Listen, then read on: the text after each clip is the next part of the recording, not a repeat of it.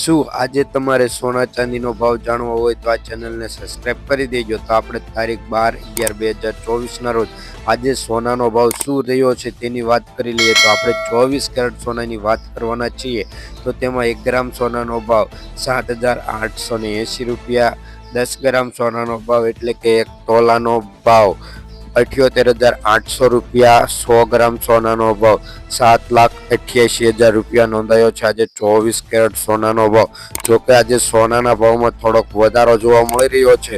આ વધારો કેટલો છે તે આપણે જોઈ લઈએ।